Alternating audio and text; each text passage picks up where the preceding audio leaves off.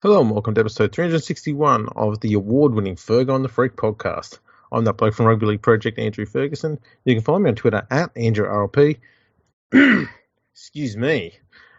But, this man needs a very precise introduction because he is the award-winning League Freak. You can also find on Twitter at League Freak. How you going there, mate?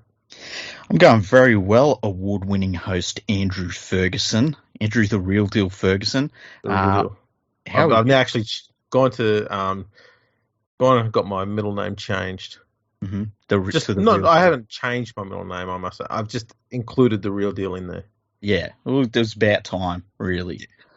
It's been a good few days. We've been basking in the glory of our greatness.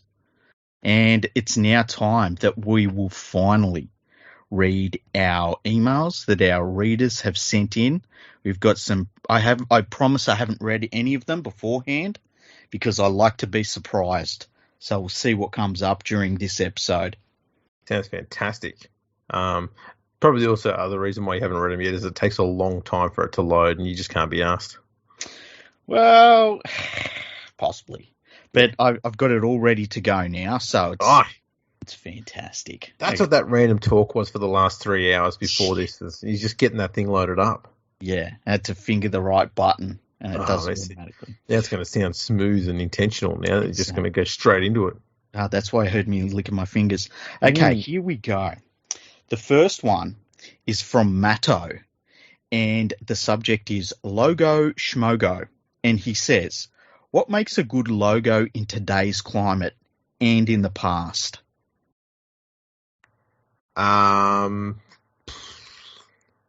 We can't give our secrets, let's be honest. I would say as long as it doesn't have a bear on it. Tell you what, if I knew, I'd probably be going around making logos. Making logos, yeah. I think this day and age, like companies and things like simpler logos. I think a good logo is something that you can see at a glance and you know what it is representing. And another good logo is one that if somebody says, imagine a Coke logo, for instance, and you can imagine what's on there, but there are a lot of details in there that you don't really recognize as being their logo until you really look at it. Like on the Ford logo, on the F, there's a little squiggle on part of the F. A lot of people don't realize that until it's pointed out to them. So I think things like that, I find them interesting. Yeah, I don't mind going into a bit of detail about the etymology of the beginnings of our logo, and it was just me fucking around on paint, because that's all I do. And I had the logo you use for yourself on your website, and a picture of a microphone, and just words on black. That was it. I can't remember. And our logo designer, professional, looked at it and went, well, that's fucking shithouse. And so, she's gone, fine, you know what, you useless pricks, just leave me with it. I'll go fucking fix it up for you, all right? And, $345,000 later, here we are. That was our first logo.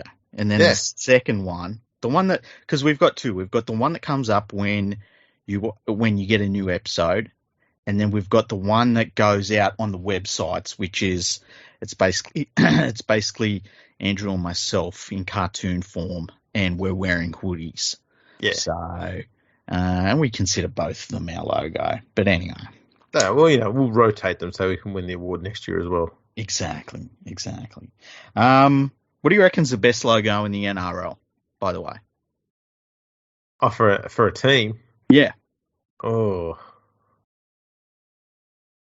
Yeah, I don't know. See, I like the logos that we had in the late 80s, early 90s, but I think that might just be a romantic thing because that's when I first started watching the game. Yeah. I don't know. The Tigers one's pretty good, and it's because so is the Panthers one. I mean, it's hard to fuck up a cat. Yeah, you can make a cat look pretty aggressive. My first thought was the Bunnies logo. I like that. No, just the bunny itself, just the bunny though. No. You don't like the bunny? No, I like a sporting logo to be of a team that's got something on there that's to be feared. Okay. And it's got to be some sort of animal that can rip your ass off and chew the ins out of you. Okay. And a rabbit's not going to do that. Okay. No. Neither's a chicken. I'd self-censor so hard then. I'm trying my best to try and coax some sort of controversy out of you, and you're doing bloody well. I've seen some rabbits do some vicious things to people, let me tell you. Amazing things. I suppose the rooster might go into the same area there. I guess it would, yeah. That's another feeble one. The Titan one, I think. The upgrade is an improvement, but I'm still kind of meh about it. Mm-hmm. The Broncos, the Cowboys one's dog shit, let's be honest. I don't mind the Cowboys one. It's the Broncos one I don't like. I just think they're called Cowboys, and what's on the logo? A bloody set of horns. Yeah, but they're Cowboys because they wrangle fucking steers and stuff. You know what? Anytime you need a logo and you've got to have a bloody preamble to try and explain what the fuck it is, to me, that's not a good logo. Good point. It's a good point. I don't know. I just like it. I think it looks cool. And then you got the Knights. Knights one's good. St. George, obviously. Yeah, it's, I don't know, okay. Canberra have got, they're pretty proud about the fact they've got a Viking that went around raping and pillaging communities. That's something that they like, so they like to have that there. Yeah. Melbourne's got a weather system. I mean, whoop-de-fucking do. So you don't like most of the logos then? Nah. That's they're all a bit meh. Okay, we got another email from Matto. And he said the subject was video ref, and he said, what are your thoughts on the video ref only being able to watch replays for a try in real time, not frame by frame? No. I think there's some things where you need real time, and that is to determine double movement. Mm-hmm. And there are times when you need frame by frame, that is to see if there's been a knock on. In saying that, you can create the appearance of a knock on if you slow things down too much. Yeah. So you need to see if there's been a separation between, the ball carrying arm or the hand and the ball. So, you can score a try, slide along the ground, hold the ball, and the ball will move. Doesn't mean you've lost control of it. Yeah, I agree. But if you slow that down enough, you can probably make it look like you've lost control of it. So, you've got to find the right medium there. But the double movement ones, it's stupid watching them slow it down as much as they do to see if they can find an arm being moved. Mm-hmm. It's just, you should be able to see that shit pretty easily. The other thing they do on the double movement one is, because when you're sliding your arm across the ground, it doesn't just slide smoothly because it's grass and a football and your arm and your elbow and everything. It normally bounces. Yeah. And when they slow it down enough, it looks like the person's trying to bounce the ball forward, and they'll say double movement sometimes, and it clearly wasn't. So I think that we need to be more relaxed with the double movement rule. I think we've gotten a little bit away from what it was originally intended for, which was a player gets tackled and then sort of pushes the ball forward and scores. I think if a player if their body has stopped moving and then they reach out to put the ball over the line, it's got to be pretty black and white and go, you know what, you've stopped moving towards the try line, but you've promoted the ball anyway. That's clearly a double movement. But if you're sliding along the ground and you've been tackled and you're still sliding towards the end goal and you decide to move your arms, I'm okay if they move their arms while they're still moving to try and score a try. But that's not currently allowed in the rule book. No, it's kind of weird. We had Chris sent us an email, and the subject was coaching stocks, and he said, boys, has there ever been a bigger disparity between the top and bottom gaffers in the premiership the last few years? It seems like Robinson and Bellamy are on one level, then Cleary and Bennett, then everyone else, and then Anthony Seibold. Look no further, for example, than Ricky Stewart, who's absolutely lost the dressing room at Canberra, but the club won't sack him because there's no one else better to replace Sticky. How Walters and Barrett got jobs at two of the biggest clubs in the league, despite their win records and inexperience, is beyond sad. Yeah, look, it's tricky. With Ricky Stewart, though, I mean, the problem there is the rules have changed an awful lot. So what made him successful? Was the rules being in a very specific way, and he managed to have build a roster that worked with that, and had some assistance from a pretty handy coach as well in Phil Gould. Mm-hmm. That's not to say he was garbage, because he did get Canberra back into goddamn near into a grand final in 2016, and then again, what was it, 2019? 2019, yeah. So he's not utterly rubbish, but he does seem to be a little one-dimensional is a bit harsh, but he doesn't seem to have too much variation in his coaching style, so he tends to keep building the same sort of roster the whole time and then sticking with it. But I think genuinely he is a handy coach. Probably just needs someone else around him as a coach to try and, guide him around and be a little bit more versatile with the way he coaches things. He tends to be very, very strict in the way he does things.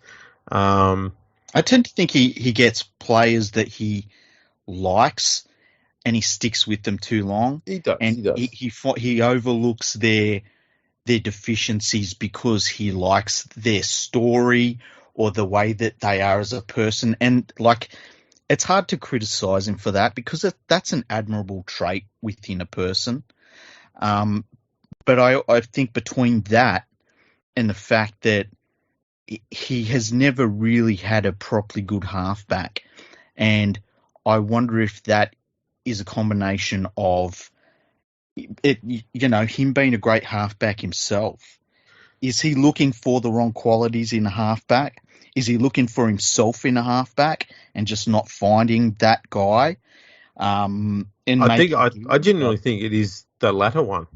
Yeah. But he knows what he could do as a halfback, and he knows what he wanted around him as a halfback. I dare say if you put Ricky Stewart, the player, in a Ricky Stewart coach side, you'd have a premiership winning team, because you've got that strong forward pack that would lay a foundation for him. You'd have a good ball runner at 5'8", and a decent fullback. The outside backs, their job was just to catch the ball at the end of the play that everyone else had set up and score points. So I think if you put Ricky Stewart, the player, in his Raiders side, they do get an awful lot better. Problem is, how many halfbacks have been around since Ricky Stewart retired that are as good as what Ricky Stewart was? Johns, Thurston, Cronk. That'd be it. In fact, I wouldn't put Cronk on Ricky Stewart's level personally. But, that's what I. But that's the caliber. They're the three that are the closest. Yeah, and Johns obviously would surpass him, but Thurston is on the same level. Yeah, I'd agree with that. That makes it harder, I think, as a coach. It's rough trying to be a world-class half and then becoming a coach. Yeah, and look, I think that if he, for whatever reason, got the right halfback, he'd be fine. But I don't know that he can recruit that guy for that reason. Yeah. I think that he would be looking at things that would be a problem. And not really a problem, but a problem in his eyes, because he's rating them against himself. That's my guess anyway. Yeah. As for the disparity between the coaches, I think he's right. I think I think his ratings are pretty good too. In terms of Bellamy, I think Bellamy's the best. Definitely Robinson's very good, although I think it's easy to be good at the Roosters with the way that they spend money. Bennett, obviously, can't argue with him.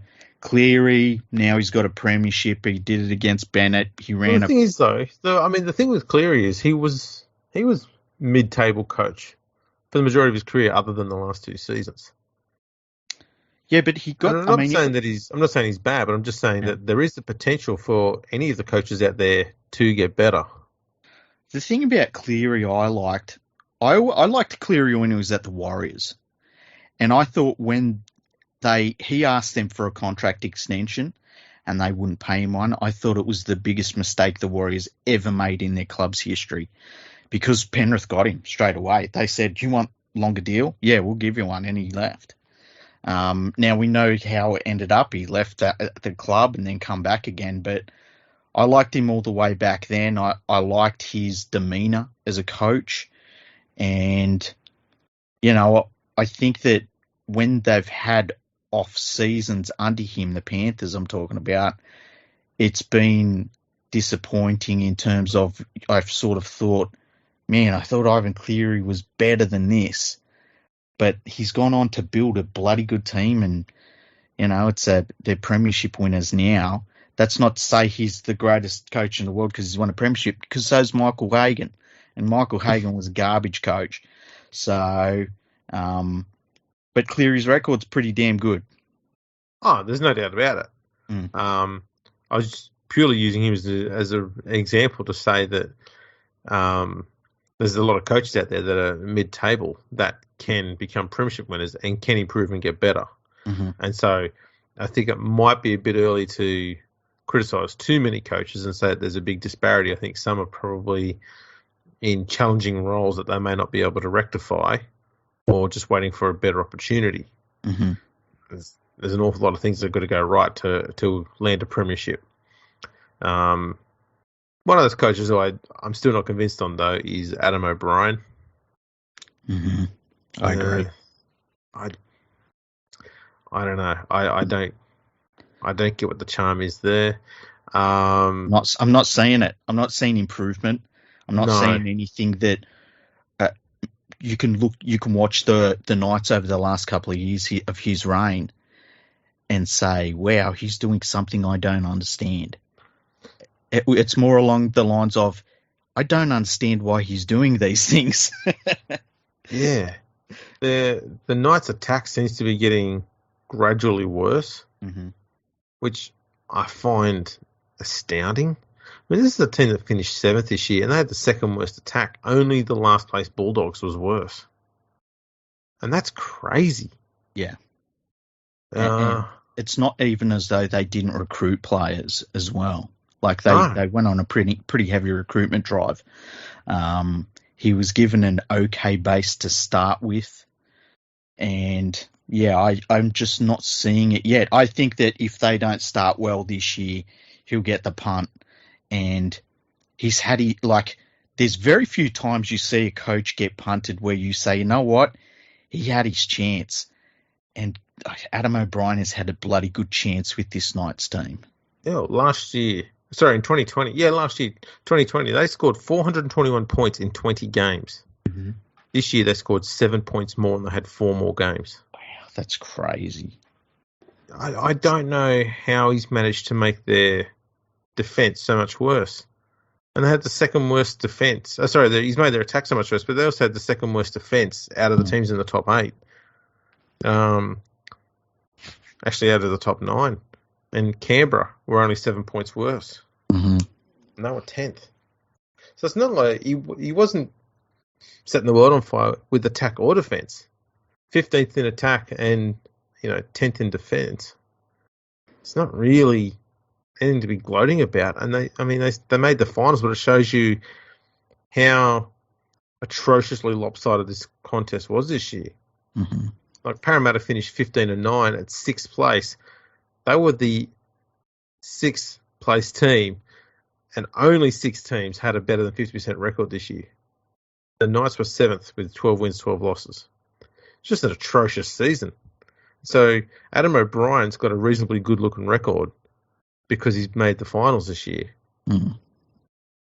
Wasn't that convincing a season? No, it wasn't. Not at all. I'm not convinced, and he's got a reasonably good enough roster there. I mean, they won half their games this year. I think if they had a half decent coach who knew how to coach attack a little bit, which shouldn't be hard when you've got Kalen Ponga on your side, they should be doing a lot better. They really should. I tell you what, up at Brisbane, I thought Walters did way better than I expected. I think he was, early on I was a little bit worried, but I think by the end of the year I saw improvement in that Broncos side, considering that he took over a broken team, a team that was worse than they'd been in a couple of years in terms of talent. and he made them play better than they had in a couple of years. They started to become a little bit better defensively, which is a bit of a miracle considering that they had learned all the worst lessons. And it'll be interesting to see how they go next year. So I think it's too early to say that Walters was a bad choice. But next year is going to be interesting. Barrett, I saw nothing out of Barrett that made me think that he's a first grade coach still. That's kind of...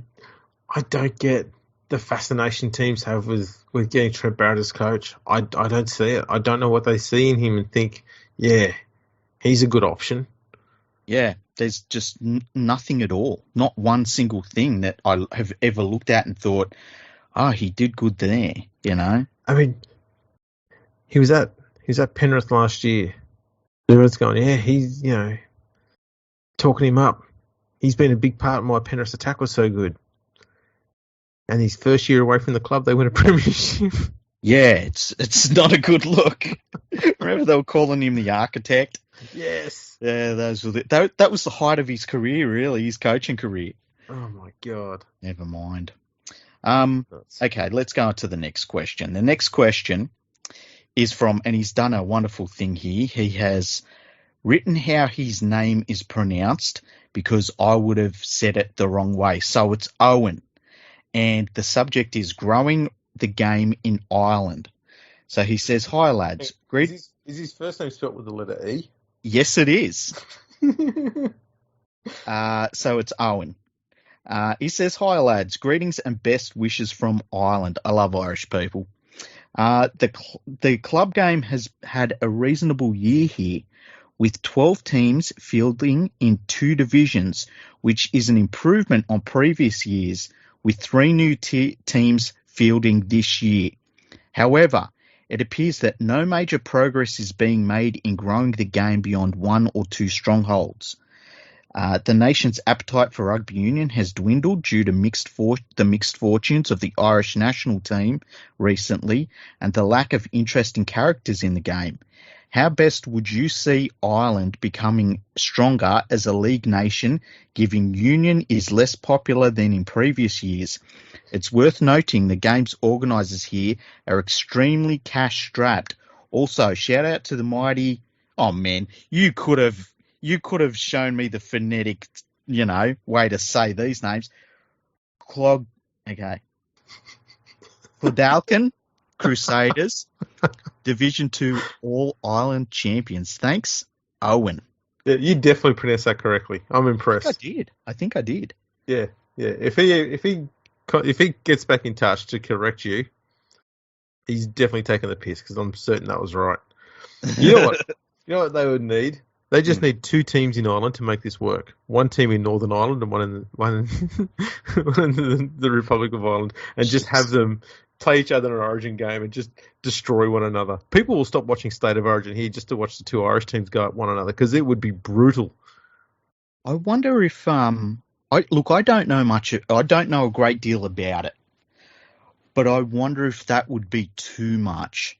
Like I understand where you're coming from. And I think they would want to beat the fuck out of one another. But I wonder if you put at the end. Look, to take a bit of the ill feeling out at the end, they all finish the game. They get up all bloodied and busted. They shake each other's hands, and they just have a sculling competition, and just see who can get pissed the best. And they can sing Irish shanties and stuff. Holy shit! You know what? I know Irish people that would say that's being racist. Why don't you just say they could dance the jig and fucking go and find a leprechaun under a rainbow? Jeez, Andrew.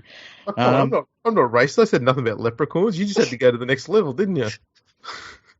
I'm talking about the ones that are in Bondi that have that experience. All they do is get shit-faced all the time. I figured, one in, all in. Look, how would I do it? I would say it'd be great. I think if you could have something like that, that would be great for Irish Rugby League, but you would need to be really careful with it. Oh, yeah, of course you do. I think that having a Super League team would be really good, obviously. Outside of that, I think that it's internationals and It getting is. people watching an Irish international team and having them play consistent games. And saying to Irish people, like, this team plays 5 times every year and you can watch it and you can barrack for them and see them play France and Scotland and Wales and whoever else. I think that would be a big step because I think that obviously Ireland, it's not a giant market, and obviously there's not a great deal of money there at the grassroots, and so you need that big loud injection of here's rugby league, take a look at it, you know? Yeah, look, in all seriousness, I think the smart thing for them would be to not go through the RFL because they decimate anything that's not Northern English. It's just what they do. They Yeah. cannibalise anything that doesn't come from that freeway out there. Mm-hmm. So if there was a way that they could get involved in some sort of European competition, even if it's a club competition or an international one, but try and get themselves on that stage and set and get other European nations, get Scotland in there, Wales, France, obviously, try and get those nations that are all pretty close so travel doesn't become too much of a financial burden. And if it's just one team they've got to manage, as I said, either be a club team, which you can get investors involved in, or be the international side if you like, and somehow have them playing in a regular competition during the same period that the Super League games are going on. Maybe that could be a better avenue because I'm almost certain that Ireland could find a better person to run a rugby league competition than whatever England's brought up with ever since Maurice Lindsay left. And that's not saying Maurice Lindsay was fantastic, but he's the best they've had in the last 30 years. Yeah, definitely. And the other thing I would do if I was involved in Irish Rugby League is I would forge links with France at every opportunity and try and get lower grade French teams over to play against them if possible. You might be able to get teams over there that come over for that experience because it would be a bit different. Like them going and playing in England isn't anything interesting, but maybe going and playing rugby league in Ireland would be interesting. As for the local scene and how you make that better, I think it sounds boring, but it's just like it's hard work. It's getting into schools. It's all of the community stuff that it's just grafting. It's just there's nothing glamorous about it. And you kind of need all of it to work together, but that's the basis of rugby league. That if you don't have that, you don't have anything. It'd be good to see if there's a way that they could tap into the whole Gaelic football area. So approach them and say, look, we don't be seen as a threat to you, but if there's a way that we could work together to essentially rally against rugby union and help each other out, I don't think Gaelic football would be too opposed to that. I have a feeling there would be an issue because I think, and I'm not 100% sure, but I think that it's still amateur. They still hold their amateur status. That's fine. Rugby league's been playing amateur in a lot of countries still. So I think that would go against a lot of their ethos in that regard. Yes and no. It's if they're still getting paid to play international games, then the club team that they got in conjunction with a Gaelic football side, that can still remain amateur. And it's only got to be, it's not permanent, just brief period to help them get on their feet. Mm. Even if they play a rugby league game as a warm-up to a Gaelic football game or something like that, just get eyes on it. Try and do little things like that. It's just an option. They've got to think outside the box. And, in Australia, and it's easy for the NRL to go, we don't want or need the help of other sports because they're big enough to survive without them. They don't need it. But I think it's in the UK, they've got to start thinking outside the box in a way. And as I said it before, I think the RFL needs to be looking at seeing how they can tap into the Premier League and get involved somehow in that field, be it a double header or something like that where, there's a soccer game on and then a rugby league game is played after it or vice versa, whatever they need. Something like that and have it at the same venue. try and do things outside the box and try and get it so that you've got a huge audience are starting to tune into this other game that's being played. That's kind of what they've got to do. They've got to find a way to do that in whatever unique way they can. And if they can do it better than what the British do, which I'm fairly certain Ireland could do it because England's done a hash of a job of it so far, England will have no option but to look at the Irish and go, you know what, do you want to have a team in the Super League? Yeah. And they'll go, well, you know, we can keep doing what we're doing here or we can do the Super League thing. Either way, it should be a positive step forward for Ireland, both, you know, within the nation and internationally. The other thing they've got to do too is keep doing those regular test matches they were doing prior to COVID where they'd play against Scotland every year or two. Yeah. Keep that going, you know, a bit of local competition. Well, they used to a great thing for both countries. They played the United States very regularly as well. Yeah, it was Wolfhounds versus whatever the Yanks call themselves. They keep changing their names. They're the Hawks now. They were the Tomahawks, and now they're the Hawks. They're the Hawks now. I think they might be the anti-vaxxers next. The other thing that I think would be cool for them to do from a development point of view is get an Australian-based Irish team together, and I don't know what you'd call them, but it'd have to be like a very much an Australian-Irish team. And I'm sure the Irish people have a name for them.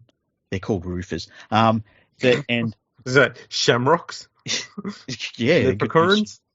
But and have them go over to Ireland every couple of years, and you know they're not going to be the highest quality players, but you might be able to get a certain level of Australian rugby league player over there for the experience to play games against local players and have it as a, you know, come to Ireland, come and see where your heritage is from, and at the same time you're getting experience playing against maybe a little bit of a higher level of talent than you'd normally find over in that side of the world. And just forge links with everyone that's not English, basically. And I'm sure that will be very popular with Irish people. I love Irish people. I had an Irish friend for many years and I miss them dearly. So I haven't spoken to them for a number of years now. So, and it's cool to see the Irish Rugby League from where it was a couple of years ago, where it didn't really exist on any sort of level, to see that now it's got a couple of divisions and that, it's fantastic. So keep going, because I tell you what, the day Ireland beats England in rugby league, I will go crazy. It will be so good. I love the Irish too. They've actually got a sense of humour. Yeah, they do. They do. They really do. And they don't and as you said, they don't like the British, which is bloody funny as well. Yeah, I don't know what that's like, not liking the British, but I can imagine really well. So the next one is from Simpsons NRL memes, one of our friends. Oh, legends. He says, I need some advice. Because we told people, if you want advice, message in. He says, so there's this job. Well, not exactly, but maybe there is this job. It hasn't exactly been advertised yet, but I really want it. It's my dream job. The thing is, I've had this job once before, but there was a big business acquisition and I was unfortunately let go. I'd be willing to move away to get this job, even if it's somewhere exotic like Perth. But I would also like to be able to work from home occasionally if I did get this job and had to move away. What should I do? Pursue my dream or give up and just realise the world has moved on? Sincerely, North Sydney Bears. I wondered where that was going. Pursue the dream. Pursue the dream. Holy shit. I wondered where that was going. I'm like, he hasn't even told me the job. The dream's dead, man. Dream's been dead for 20 years. Forget it. Absolutely. Pursue the dream, okay? And here's why. Okay. Because every year you pursue that dream, it gives me a good week and a half without any West Tigers story in the media. Do you know why? Every now and then I just need a break. And it's been fantastic. Norths are back again. I'm like, this is great. This is great fun for another week and a half. And then they'll be back to, the Tigers. Well, they're doing it now. The Tigers need to sack Luke Brooks. Going, fucking get off it. So it's been good. It's been good. I did a little bit of research last night because I was saying how Norths are dead, and I had somebody that was getting a little bit upset about me saying Norths were dead, and so they were asking me questions about the Perth team and the Adelaide team, and I kept on just bringing it back to Norths. Anyway, I did a little bit of research, and I found out that when North Sydney were premiers last, the movie to see at the cinema was Nosferatu. Do you know what that movie is? I have heard of it, yes. Yeah, it's basically the first. It's a black and white silent picture Yeah. that is about basically Dracula, a vampire. It was a movie that came out before what they called talkies came along. Yes. Yeah, and talkies were films where you could actually hear people talking in them. Yeah, and it would come up with it would show the scene, and then there'd be a screen with words that you'd have to read. Yes. That would be like telling you a little bit about what's going on. Where the narrator, like a moving comic book. Yeah, pretty much. Yeah, that's a good way to describe it. It's I watched a lot of that movie because you can watch Nosferatu on YouTube, and it's creepy. It's a pretty damn good movie. It's really interesting. Was YouTube around when the Bears last played in the NRL? No, it wasn't. No, it wasn't. Google wasn't. There was a whole lot of things that weren't around when the Bears were last in the NRL. iPhones. Anyone under the age of 23 currently in the NRL?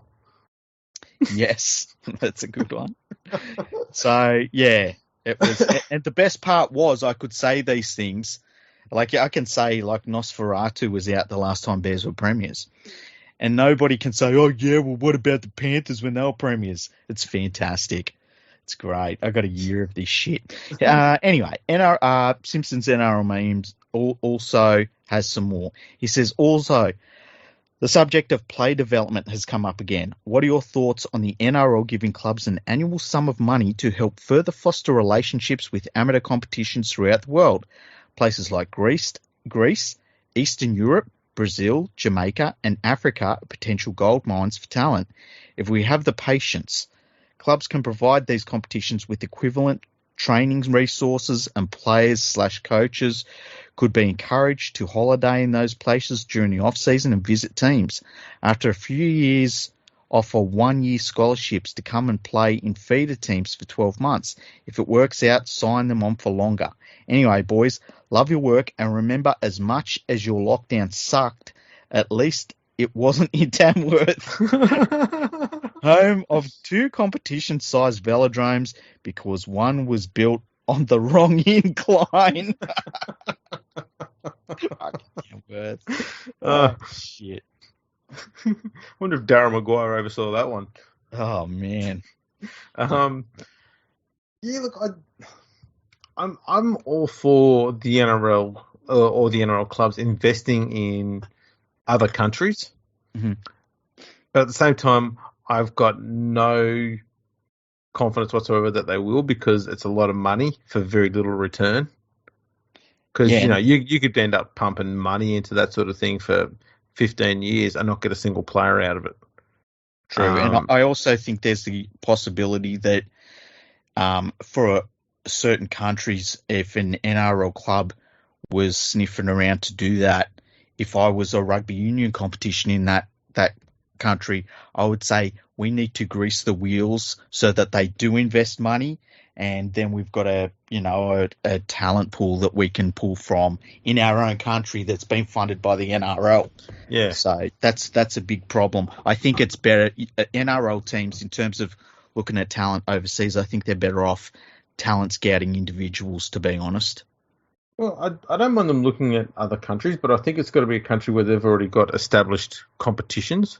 Mm-hmm. So I'd like to see, and not go to shit tons of countries all in one go. I'd like to see the NRL, investing a bit into the French Rugby League. Yeah, that would be cool. I think that would be huge over there. If you did that for 10 years, and you did it long enough to improve the quality of the French Rugby League, even by 10%, 15%, that's enough for them to beat England. Yeah. And that's enough to help them build even further and further and keep growing upon that. And then you can just go, right, we're going to move our development goals over to maybe the United States. Yeah. a lot of potential over there. So you get into that market as well and start doing that over there. And I think if they did things in that sort of mindset, that would probably be more effective, and it might actually help these other countries to quickly get themselves set up and established so that they can attract the NRL interest that way. And who knows, England might crack onto it after about 45 years and go, that's not a bad idea. We should do that in 50 years. Yeah, exactly. You know, the thing if I had all the NRL clubs in a room and they started talking about the talent pool, I would try because all the NRL clubs got a $1 million bonus this year. So that $16 million went out.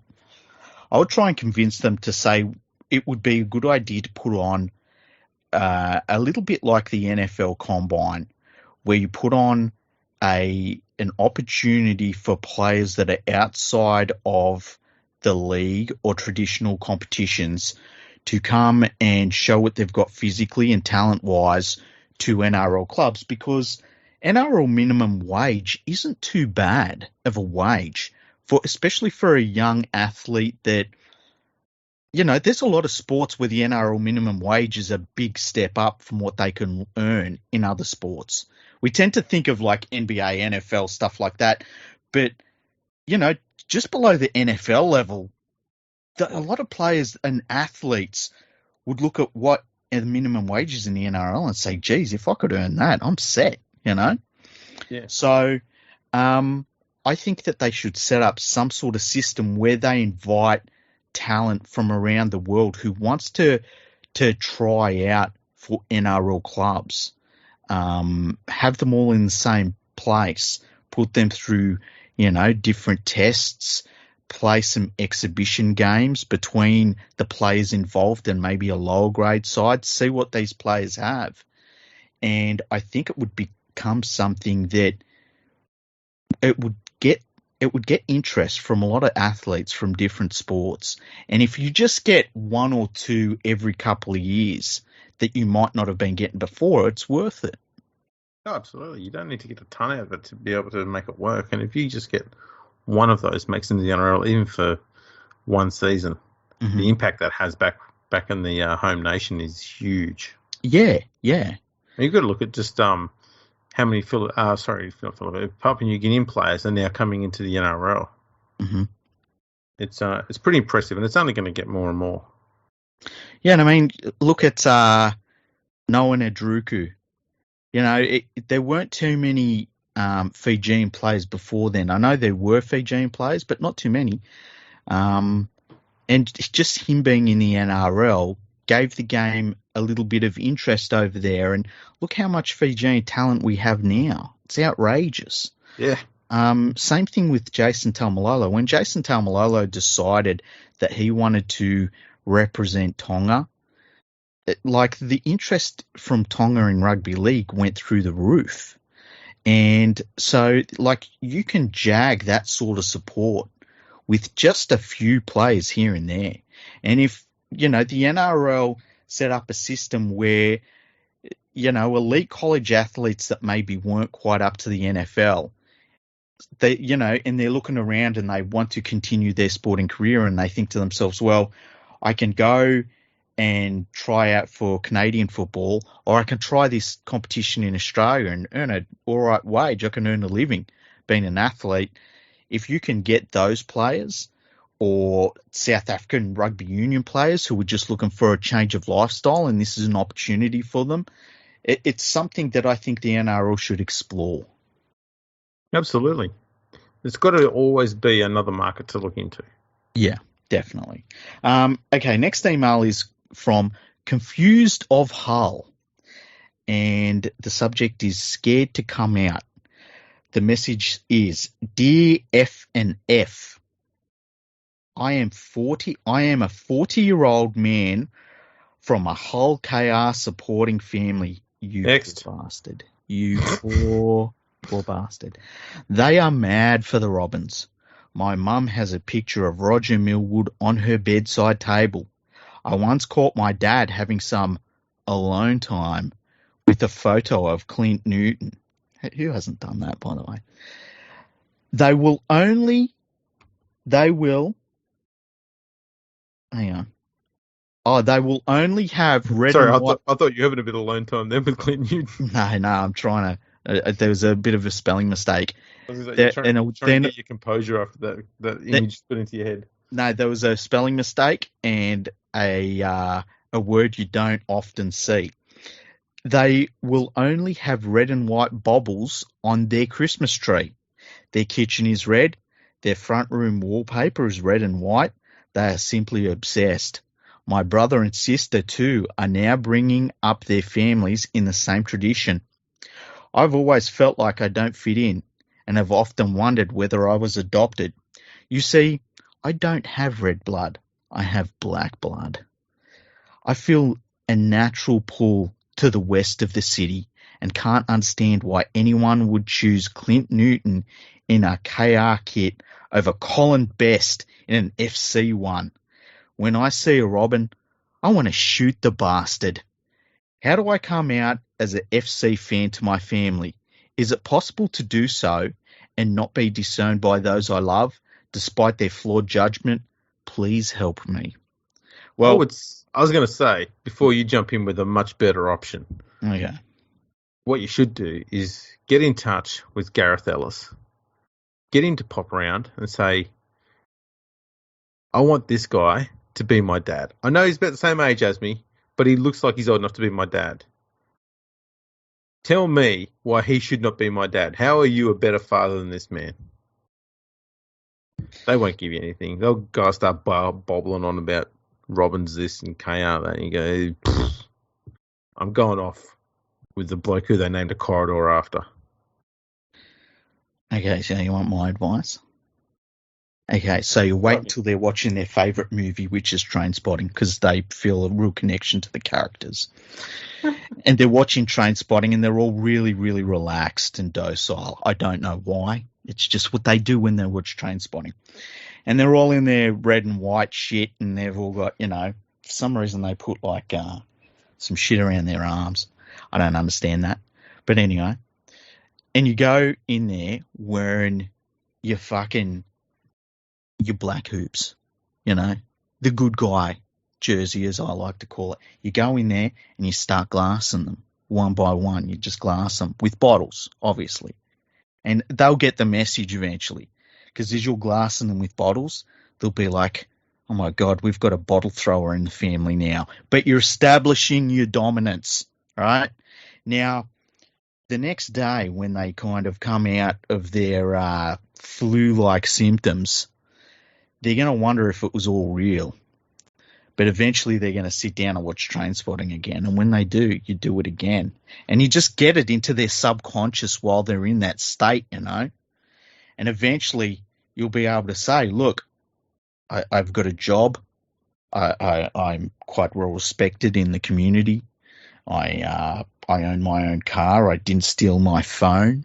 I have electricity on at my house. And they're going to say, holy shit, you're from West Hull, aren't you now? And you're going to go, yeah. And they're just going to accept it. And the reason they'll accept it is because they're not worried about what football team you support at the moment. They need their next fix. That's all they care about. So that's how you do it. There you go. That's if that's not thorough, then I don't know what is. I'm not saying that all Hull KR supporters are addicted to heroin. Some of them like meth. Now, are you saying though that all heroin addicts are Hull KR supporters? That would be a good one too. Okay, so the next one is from Marky. His is a very long email, but we'll go through it anyway. He says 3 questions and a compliment, and then he says definitely not for weddings and a funeral sponsored by Kmart plates. I don't know what that means, but we'll go with it. Hi guys. Firstly, I just want to say that you guys are by far and away my favourite NRL podcast. That's really nice to say, Marky. Thank you for that. Even if I don't always agree, which is rare that I don't agree, I love you guys I love that you guys present your opinions in an objective form and aren't afraid to give opinions on News Limited and Nine and not just one or the other. I admire the honesty and truthfulness of what you guys do and hope it can continue. It's going to continue. It continues until we die. We basically said until we die. Yeah. And even then, it's got to be both of us gone for the podcast end. Yeah, We've made it pretty clear that if one of us goes, the other one just has to start the podcast with, well, the other one's not here anymore. So moving on. Yeah. That's pretty much it. There'll be no fucking around with emotions and feelings and stuff. Emotions. Too old for that crap. Yeah, exactly. I would love a few more historical analysis episodes where you look back in depth at times in the NRL, like your Super League War episodes, which were my favourite. Putting them up as paid Patreon content or something would be great. You know what? We'll never charge for the podcast ever. We'll always just put our stuff on the main feed. That's something that we'll always do. We've talked about this. We've never had an interest in doing that, have we? No, we've got a fair separate projects that we do, but not for the podcast. No, the podcast is that's us giving back to you. Yeah, and like if you want to contribute to the Patreons, our patrons, you're more than welcome to. But yeah, we won't be putting anything behind paywalls that we do with the podcast. I don't think we either of us do with anything we do. It's kind of.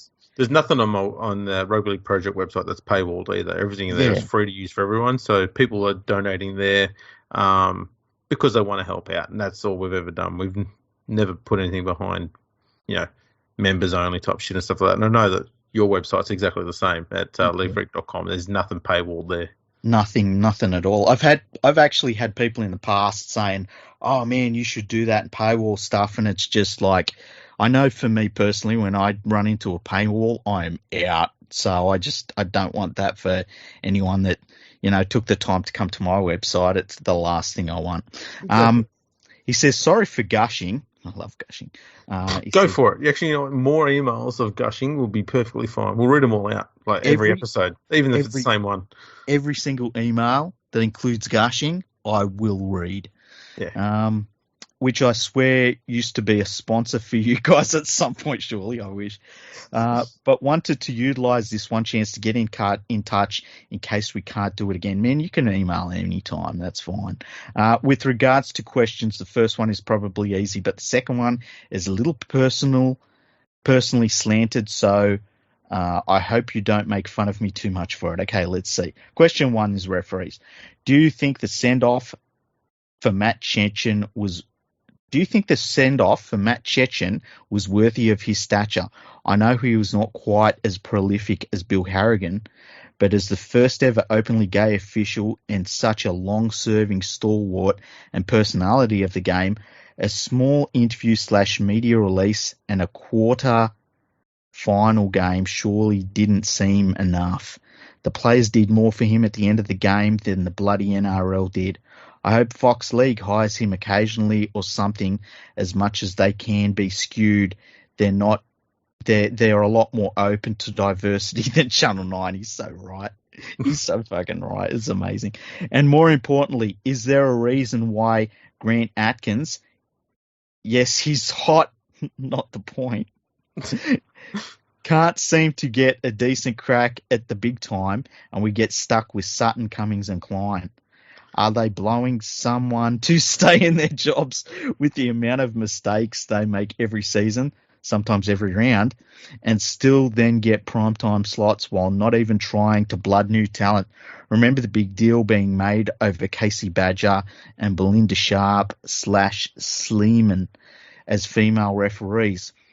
Yeah, let's apparently pretend we never did that and leave them on the sideline because Belinda made one mistake and Casey is married to a referee they don't want to referee anymore. Just wanted your take on it, guys. What did you think about that? The NRL and even its predecessor, New South Wales Rugby League / ARL, have never really made too much of a point of celebrating referees too much. That's not to say that they haven't. In the very early days, I'll go back to the history episode we did on Ted Hooper. They'd celebrate him in a different way, in an almost jovial manner, and they'd make referees play each other in the half-time break between an actual official game. Mm. And sometimes they get a long-serving referee to be the official in that game. It was very rare that it happened. It might have happened like 2 or 3 times. I'll have to check. But with Ted Hooper, he officiated one of those games that was actually happened to be the last day of his life because he passed away in the dressing sheds after. But Wow. Ted Hooper was also made a life member of the New South Wales Rugby League too. Before that, as was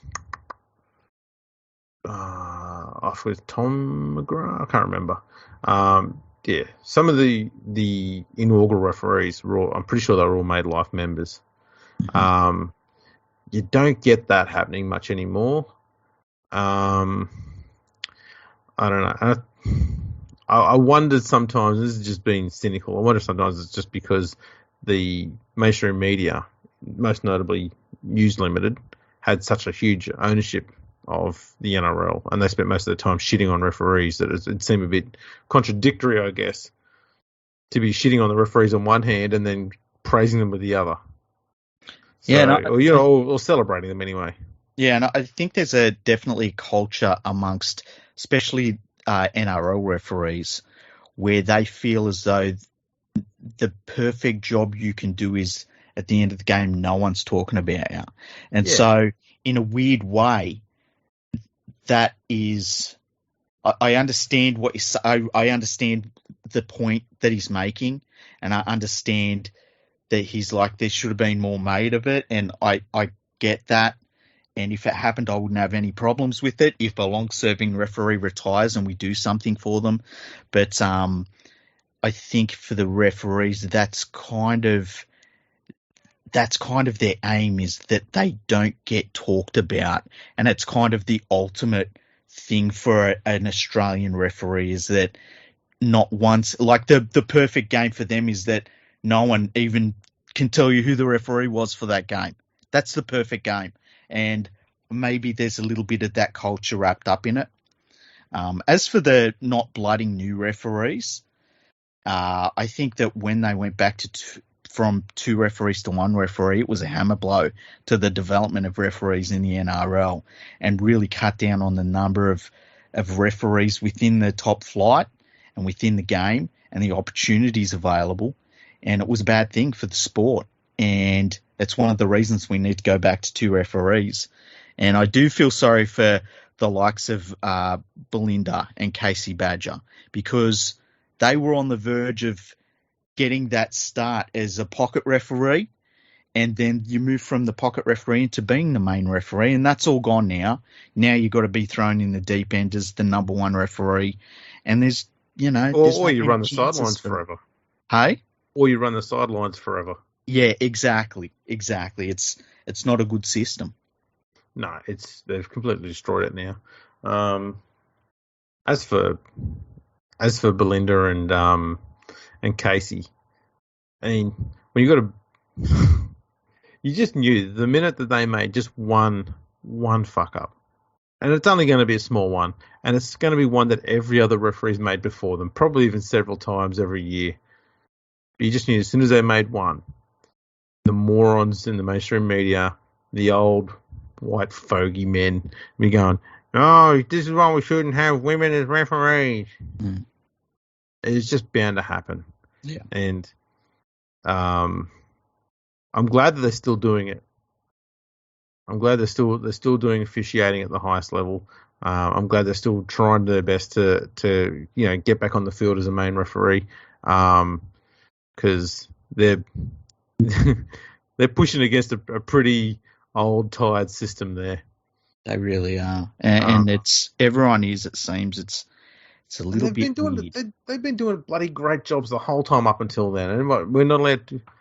The media can't forgive one small judgment error. Yeah, come on, fucking hell, it's so petty and stupid. So, question 2: poorly treated players. As a predominantly Manly fan, I'm completely baffled by Hasler's consistent snubbing of fantastic players on the periphery. For example, Brendan Elliott, Cade Cast, and Jack Goslinski. Is it Gachewski? Gajewski? I think it's pronounced Gachewski or something along those lines. Gooch. I'm going to call him the Gooch from now on. I think I spelled that correctly. Yeah. Look, you're faultless with your pronunciation tonight. I'll say that much. All right. Just to name a few who played during DCE and Turbo's various exploits out of the team and often did better than the originals did. For example, Elliott crushed it for the most part during the 2019 final series when old mate was out. And what did he get in return? Ignored. Cade is killing it in the lower grades, well, before they got scrapped this season. And in return, he gets left on the bench occasionally in favour of Lachlan Croker, who can barely pass the ball correctly, but yet the commentary on Fox praised him in the finals for keeping the team steady.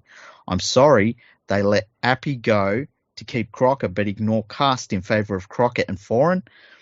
Now, as someone who doesn't play but has been obsessed for years, I'm in no way saying that I'm an oracle about this, which is why I wanted your take on it. Is there something they do wrong that I'm not seeing because I'm not an analyst, or is Hasler blind to the abilities because he's loyal to certain players? Would love to hear what you think. All coaches have a little bit of loyalty to certain players. It's not a personality thing either. Sometimes it's a little thing that they do that works perfectly with other players around them, even if there's a lot of other things they do that's bad.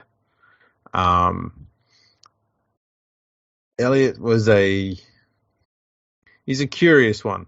There'd be times when I'd see him play and go, you don't belong here, buddy. And there'd be other times he'd play very good games of footy. I think he was getting those crappy games out of his system. It was about halfway through 2019 he started to actually properly improve. Don't know why Des went off him, but he did pretty quickly. And ended up, I think he's playing at Lee. Played for Lee Centurions this year, I think, from memory. Oh, wow. So he actually struggled to get a gig in the NRL at all.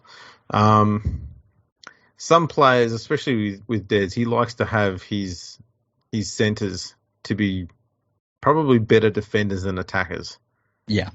And Elliot probably didn't quite fit that mould as well. So I don't know what it is there.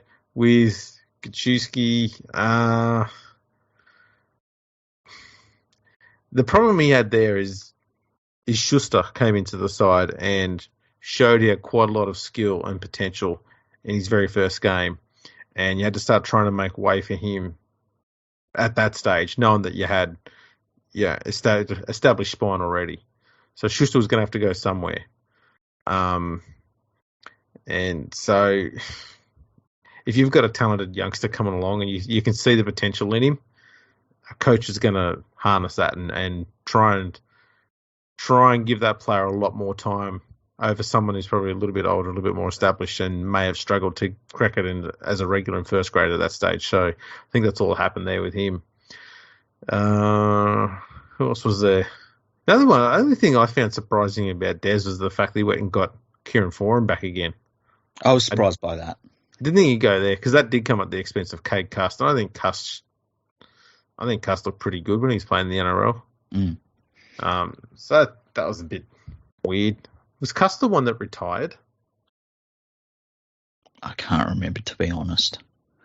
But I just thought getting Foran played so many more games than I expected him to. And he played pretty damn well considering. He did. But it's not like you're going to see him get immensely better at this stage. Exactly. But you're not exactly going to get you're not going to get a ton of years out of him either. No, but we've talked about it before. Coaches like a known quantity. They like players they have relied on in the past. And if you can get yourself on their good list, you're going to go all right. I think Tyrone May's a really good example at Penrith.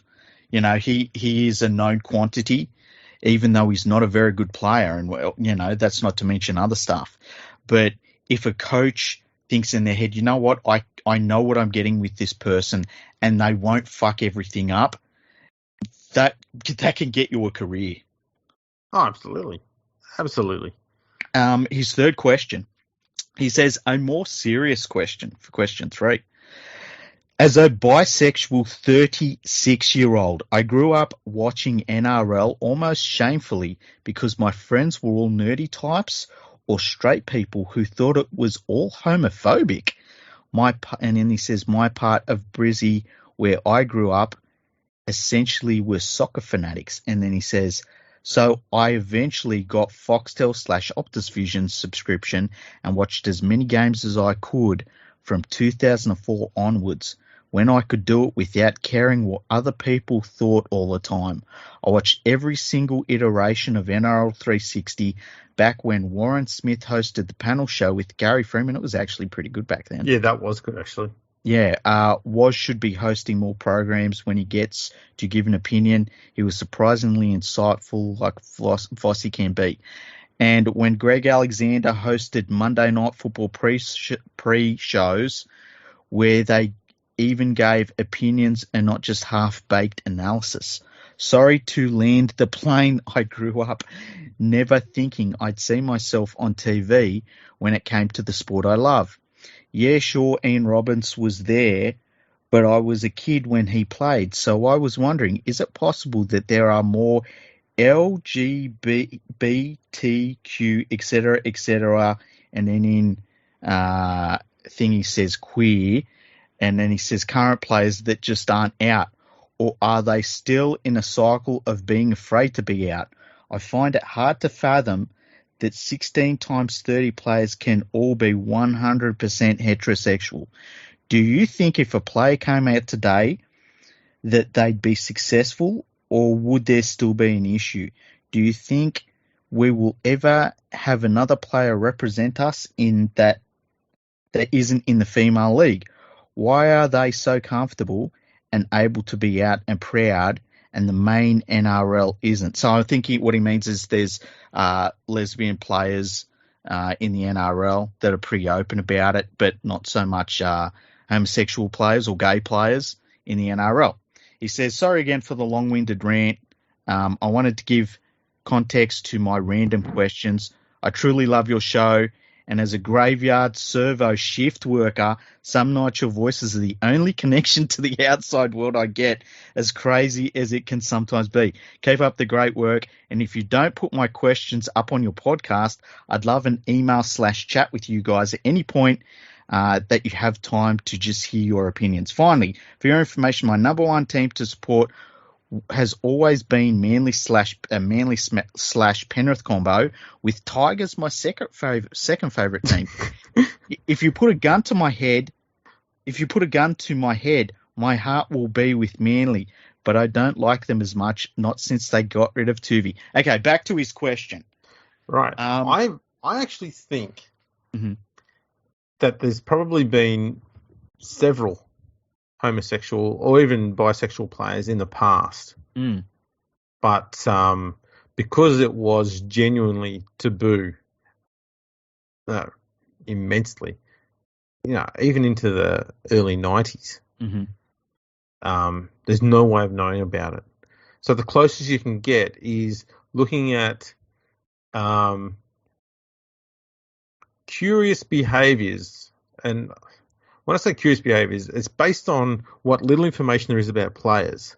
And when I say curious, is that they would behave in very different ways, or they had very different circles of people or colleagues, or they would abandon their families in order to be with specific people. But again, you're drawing a long bow to try and, if you have to try and make that conclusion, because no one would ever admit, especially as a rugby league player, around World War I, World War II times, no one would ever openly admit to being homosexual. They would probably never admit to it for most of their lives. Yeah. So it's understandable given the attitudes towards that in the past. Yeah. It's a little disappointing that there seems to be somewhat of a a continuation of those attitudes today. As much as we've had all the education, and to be honest, most people couldn't care less if they're working or playing sport alongside someone who's, got a different sexuality to what they've got. I think to some degree, in a good sense, a lot of it's been normalised to a certain degree. So I don't think it's the taboo or big concern today than it would have been in the past for a lot of players. Not that it was a concern anyway. It's just homophobia. Well, I think back when Ian Roberts come out, and it wasn't, and I don't know what Roberts himself went through, and it was a very different time in terms of media. So you didn't get a more full picture like I think you would now. But I feel as though when he come out, I never really heard anyone take it negatively. He had a pretty long career after he come out. And still, the most scared I've ever seen somebody on a football field is when, and I think I've told this story before, when Wendell Saylor was in the tackle and he pushed the wrong guy, and who we thought was roughing him up in the tackle. He gets up, plays the ball, pushed the guy in front of him, and the guy that was roughing him up had moved, and the guy in front of him was Ian Roberts. And the game kind of stopped, and it was just Ian Roberts had a fistful of Wendell. Yeah, everyone just went, ooh. Yeah. That's the thing, though. Ian Roberts had a fistful of his jersey, was just standing over him, just growling, and Wendell was just copping it. That's the thing, too. I remember as a kid, I used to love watching Ian Roberts play, and I just thought it was fascinating how someone could be so tall. Yeah. And, kind of like, I guess, Mark Guy, very similar build. Tall, rangy, but so physically imposing and dominant. Usually, especially going through the 80s and the 90s, if you had someone who was a tall forward, they were built like Paul Sirenen. Mm-hmm. Big and solid. Yeah. That's not to say Ian Robertson and MG weren't solid. They just looked a little bit, I suppose, not so much slender of frame, but I suppose a bit more rangy, so to speak. Well, they had, back then, if you brought both of them into the current NRL, you would not be able to pick them out in terms of having lesser of a physical presence, and whereas I think back then that like a lot of bigger forwards were carrying a bit more weight, and whereas they seemed to be naturally just athletes that didn't carry that weight. But as you say, because that weight wasn't there, you kind of looked at them and thought, well, they're a bit slimmer, but like they were 115 kilos still, they were huge. And that was just all muscle. Yeah. But I used to love watching Ian Roberts play. And when word came, it was the whole media thing came out saying that he was gay, I was like, so? Yeah, I was kind of the same. I was like, all right. And then I think that the best marker is Matt Chechen when he come out as gay.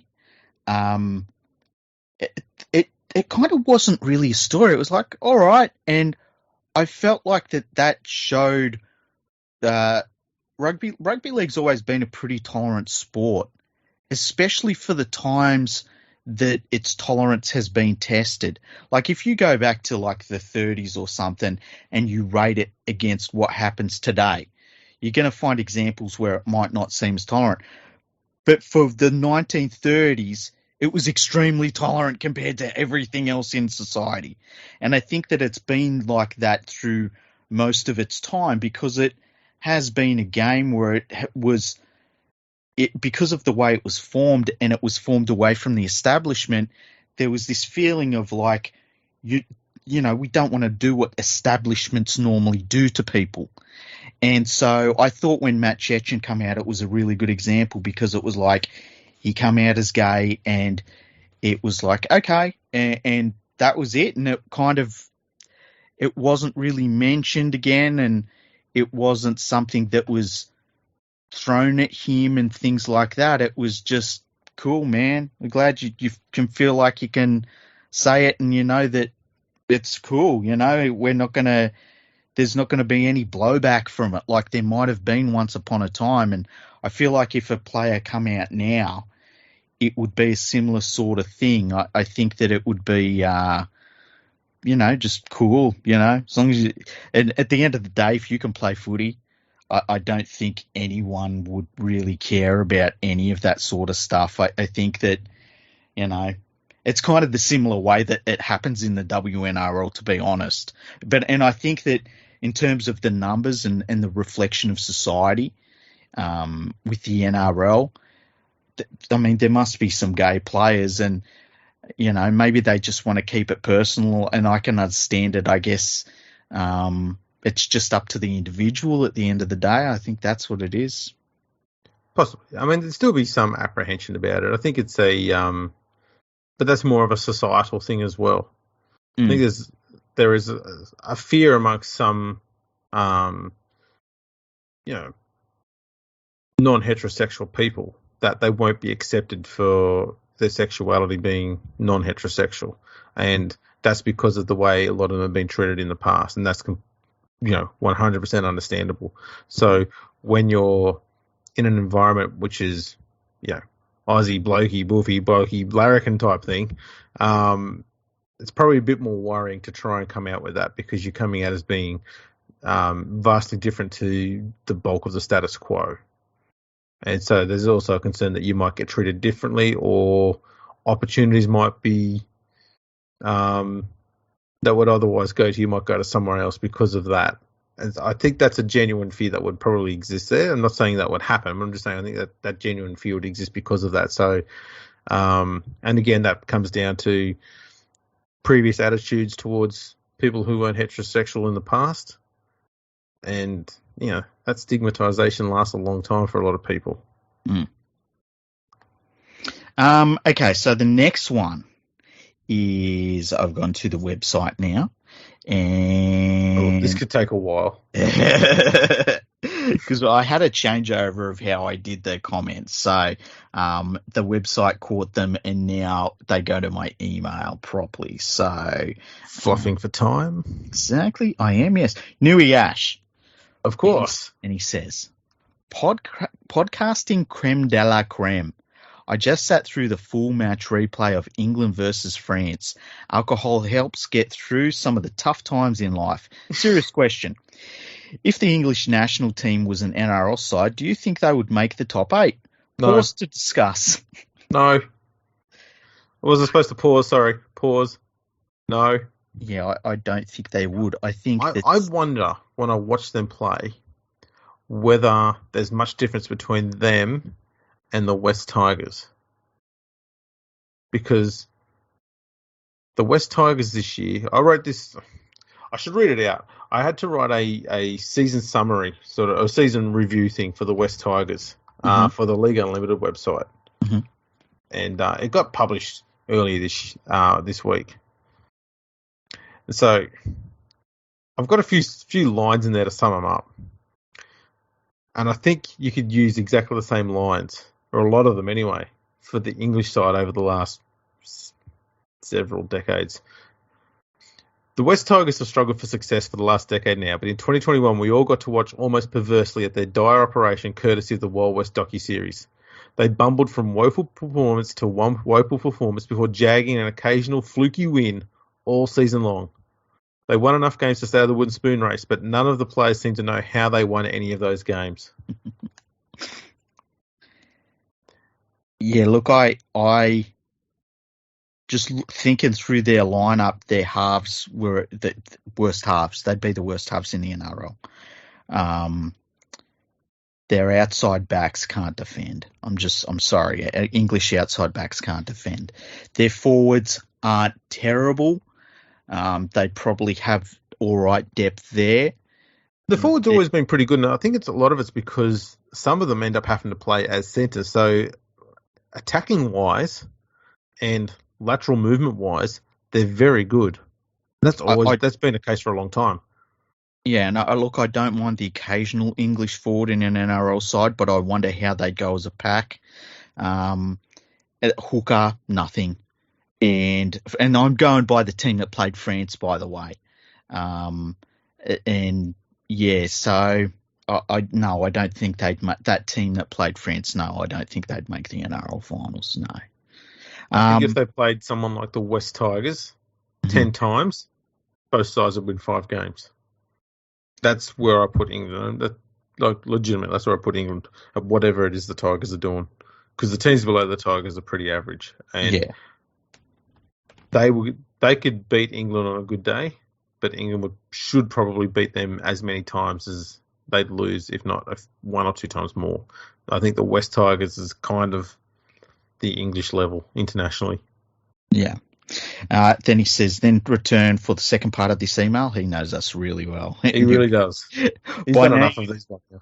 Oh, geez, listen to this. By now you have decided they would not make the top 8. That's hilarious. You know as well. Yeah. Discuss their chance of getting the wooden spoon and compare how competitive they would be versus the West Tigers. Done. Oh, shit. This is crazy. He sent this on October 25th. It's like he was listening to us. The English team I just watched would struggle to compete in the state competitions. To be honest, I'm surprised they haven't addressed what we all know is the real issue here. A diet comprising of more than 50% gravy may not be conducive to good on-field performances. Pizza Hut in the UK has added this classic British gem to their menu this year, which will no doubt impact Super League sponsorship negotiations in the future. Now, he sent a link. He says, cheers, a relatively drunk Ash. Now, I'm going to go on this link. Hopefully this doesn't ruin the podcast. Let's see it's not going to be tuna on pizza, is it? Or Pizza Hut has created a roast dinner pizza with gravy and roast potatoes. It's the Pasco Pommy pizza. Holy shit. Okay, so it says if you've ever had a pizza and thought, this is great and all, but I could do with it being a bit more roast-like, well, you're in luck. Bringing together the great British roast and one of Italy's finest exports, the folks at Pizza Hut have launched a roast dinner pizza. Okay, it says instead of a tomato base, it'll have a red wine gravy sauce. Oh, no. Topped with roast beef, sage, and onion stuffing, with thin slices of roast potatoes and red onions. What? No Yorkshire pudding? The new hybrid dish is part of Pizza Hut's new staycation or vacation-inspired menu, which also features Spanish-inspired pizzas with paprika chicken. Blah, blah, blah. Back to the roast pizza. Will gravy sauce make it sloppy? Does stuffing really have any place on a pizza? Will it taste of broken dreams? Who knows?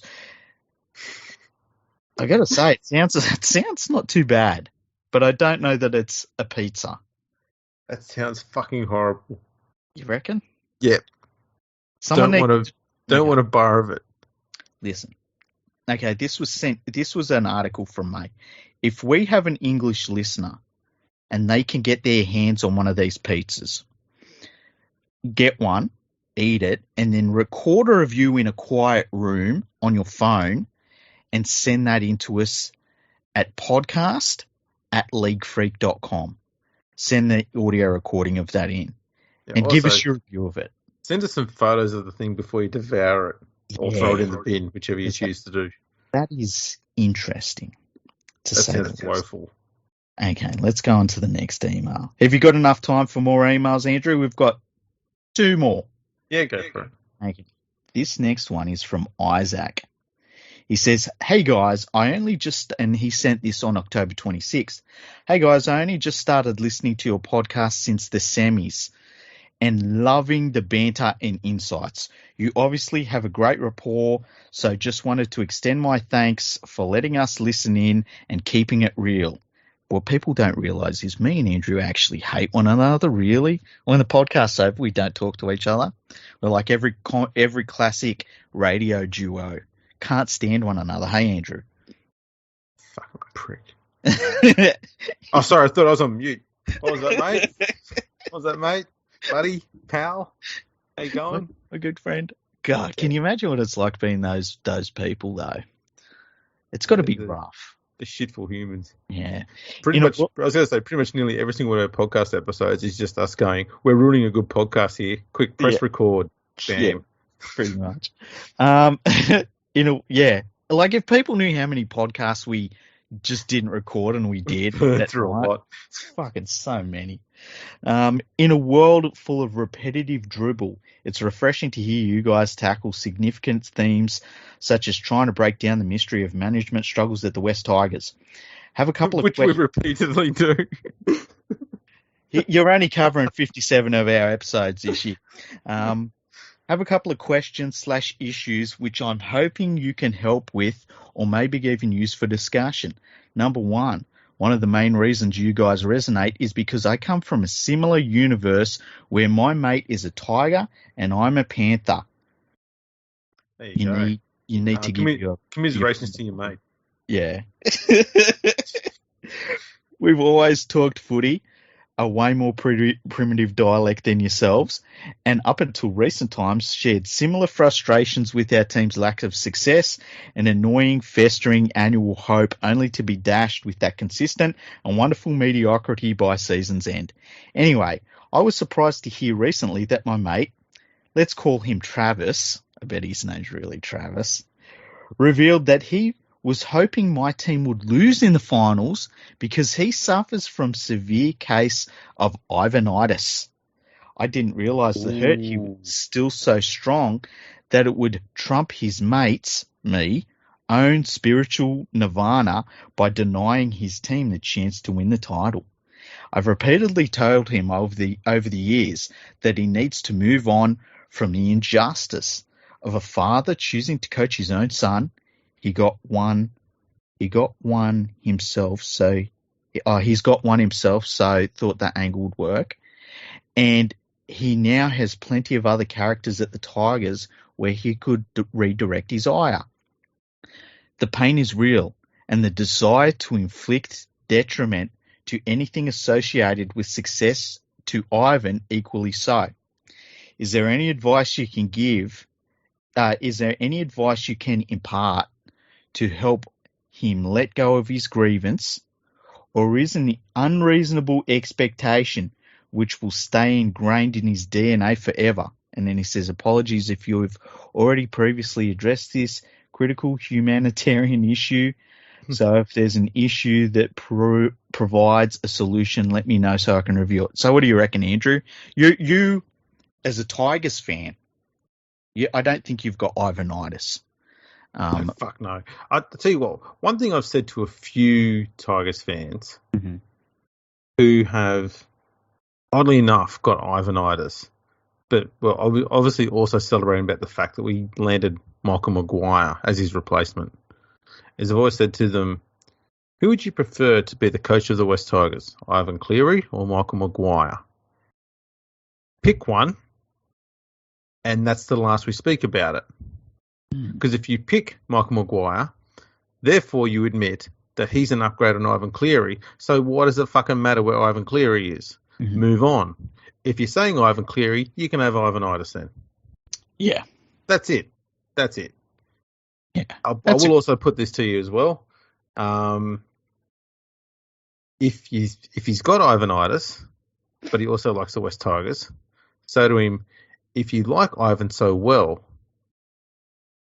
how the hell can you approve of all the signings that he made for the West Tigers while he was here? Because they held us back for the last 3 fucking years.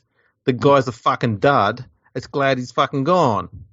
I know none of that's all true, but you can frame an argument around that to try and sway him to dump the whole Ivanitis thing and make Ivan look like a dickhead. Yeah. And if it need help to say, oh, we really weren't a premiership opponent, no. There's a strong core of young juniors that came through there. Fucking Fred Flintstone could have coached them to a premiership. That's your line of argument. You go there, okay? None of that is legit, but you've got to frame an argument that you can back it up with some sort of fact that you got to remember he's blinded. So that sounds like irrefutable evidence, and because you're shitting on your own team in the same process, it's easier for him to accept. You see, that's how you work it. I would say to your friend, I would sit him down and say, look, I realise you've got these feelings about Ivan and his rampant success at Penrith since rejoining the club. And the important thing to remember is that success is going to continue for many, many years to come. So you're going to have to overcome this, my friend. And then say, it's very much like a grand final that was recently played. There's going to be winners and there's going to be losers. And you need to realize what side of the fence you're on. Because you as a Panthers fan know what side of that fence you're on. And your friend's just going to have to get fucking used to the bitter taste of Ivanitis. Every fucking year we win another premiership because it's not just him, it's his son. It's his wonderful son. And they're going to continue to win. Not one, not two, not even 3, 5, 6, 7 premierships. This is the start of an era in rugby league that is going to be unmatched by anyone, even the Dragons. So your friend needs to get used to this, and he needs to do it really quickly, okay? Because at the end of the day, he needs to watch something in September or October, and it's not going to be Tigers. It's going to be Penrith. Or Formula One. Well, one of the two. Yeah, pick one. Yeah. Either way, pick one. Your second question. Do referees uncover this?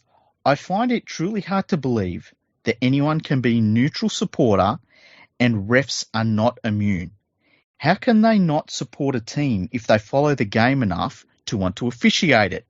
I've always wondered this, but didn't think there was a qualified platform where this issue could be promptly raised. I am now taking the chance with you guys. This arose again after a recent noise about one of the refs, I think it was Atkins or Klein, or perhaps both, being a member of some Penrith Referees Association. Food for thought. Does a ref supporting a team even guarantee favouritism? If anything, it could work in the opposite, where the ref could seek revenge for all the flack they copped during their district days. Well, not even that. They probably will officiate harder against the team they support in a way to try and prove that they're not giving them a favour. Well, but I don't think that even exists. No, I think it's kind of like a player playing for, he grows up a St George fan and ends up playing for the Bulldogs. It just is, he goes out, he plays football, he does his job, and it's like all the players who change clubs. Yeah, so I can put on another jumper and represent this team with all my heart. Referees do the same, except they're not representing a team; they're representing the rules. Yeah, and they're out there, they do their job, and that's kind of it. That's kind of what they do. And the thing about that Penrith Referees Association one, I can't remember what referees it was, but it's like they all refereed somewhere to begin with, Exactly. It's fucking stupid. It's so weird. Okay. Similar applies to commentators. As an example, is like different. Yeah, very different. When Gould went more overboard in the grand final commentary with his incessant whinging at how the Rabbits were consistently getting the raw deal, was that his way of letting the audience think he was actually impartial and thought none of us noticed? Anyway, I've ranted enough and I realise I've probably raised 2 topics which could turn into their own episodes.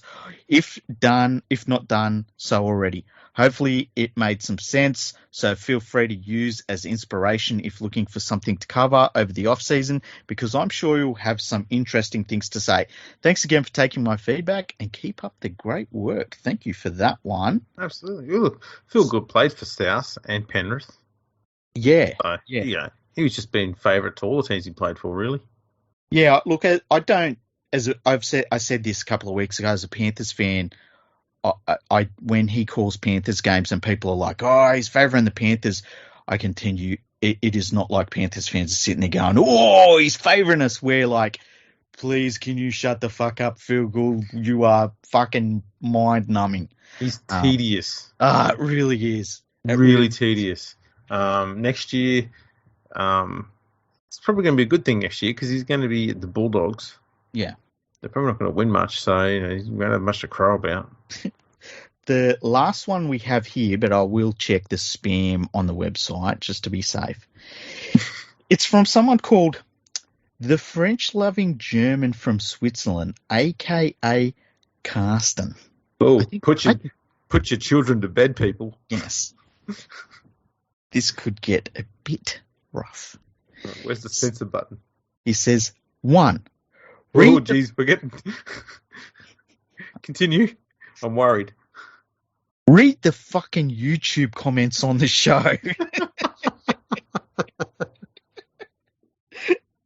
Oh, shit. Yeah, fuck it. Next episode, I'm going to go through all of the YouTube comments on every episode. Okay. We're going to do that. He says, 2. I have holidays from the 2nd to the 12th of November. Do we make a live show? And then He says, not sure if the conversation will be cleared for a podcast. Always Andrew's fault, by the way. Look, all I can say is I'm possibly... And then he says, cheers from the Alpine Fortress.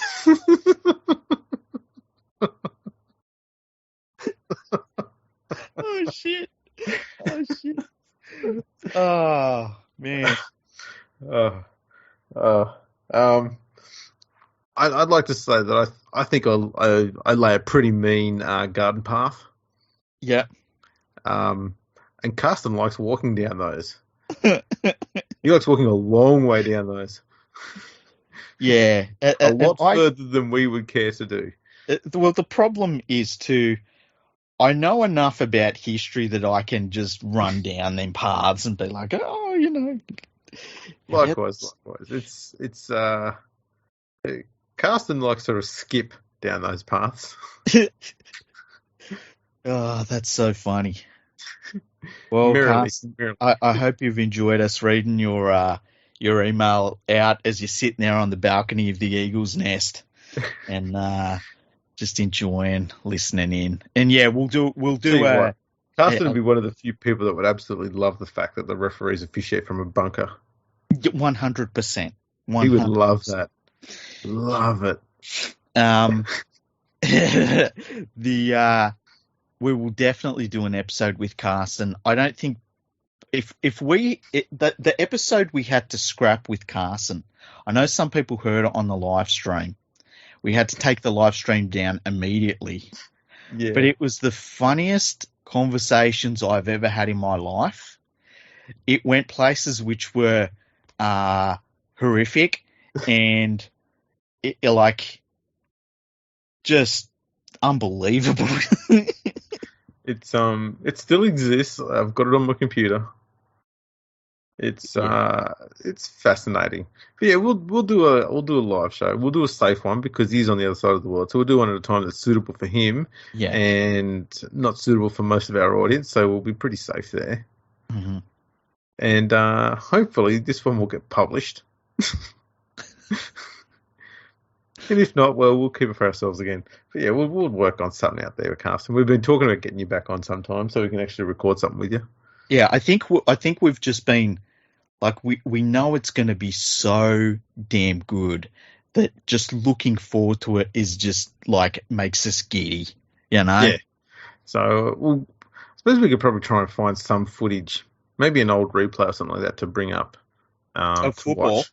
Yeah. Or we do have a rugby league documentary from England to go through and watch from the 80s. Yeah, we could do that. Yeah, that would be cool. There might be enough safe content there for him to steer clear of talking about other countries. Yeah. He likes to talk about certain countries.